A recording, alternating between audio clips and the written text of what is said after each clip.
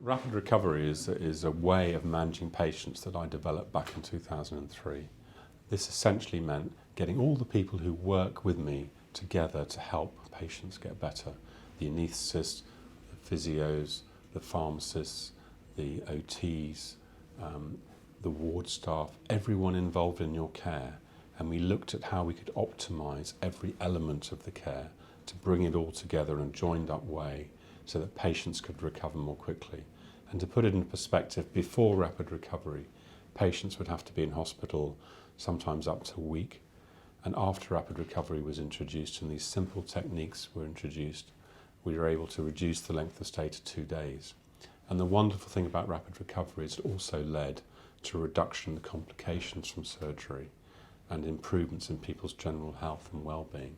With rapid recovery, it enables everyone to do their jobs properly. And when everyone does their jobs properly, the risks to the patient reduces enormously. So patients come into the surgery on the day of their surgery in the morning. We do the operation and we have people starting their recovery as soon as they get back to the ward. We start them with simple exercises, we get them out of bed, we show them their hip will work. And if you can get walking on the day of your surgery, it kick-starts the whole journey.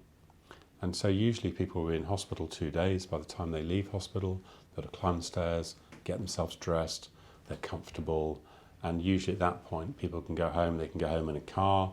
Some of my patients even go home on the train if it's simpler, if they've got somebody with them, because they're confident to walk. They usually go home with a pair of crutches.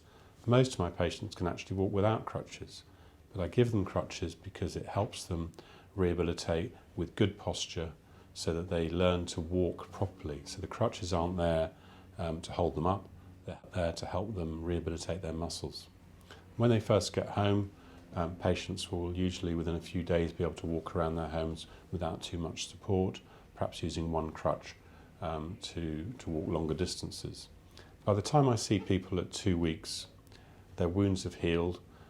They don't have to worry about their dressings. Normally we just take off the dressing. I've usually sealed the wound with glue so there's no stitches to come out.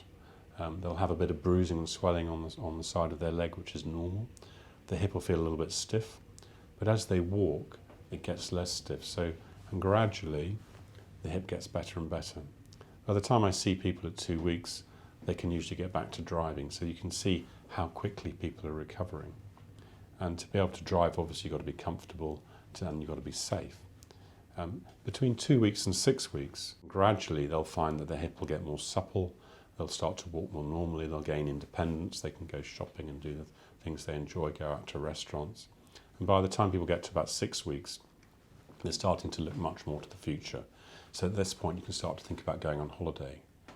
Because of the restrictions of airline travels after surgery, really you can only go short haul within the first about 6 weeks, and for longer haul flights you need to give it a little bit more time, sometimes up to about 3 months. And that's because of the risk of thrombosis. But my patients generally get going so quickly the risk of thrombosis is very small. By the time people get to 6 weeks, they've usually progressed to the point that they're about 95% of where they want to be. They're starting to look to the future and they want to think about sport. So usually people can go swimming at this stage. They can start to think about getting back to the golf course. The best way of starting sport is to do a little bit slowly, see how you feel the next day. So if you're starting to, for instance, go back to playing golf, go down the driving range, hit a few balls, just reassure yourself you can do it, and then see how you feel the next day. If you feel okay, go and do some more. So you build things up slowly, because after an operation like this, there's not only recovery from the surgery, there's the recovery from all the things that led up to you needing the surgery.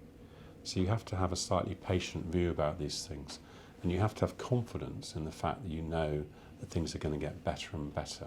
And that's the wonderful thing about hip replacement surgery. It gets better and better and better until you get to a point where it's behind you and life goes on again and you get your life back.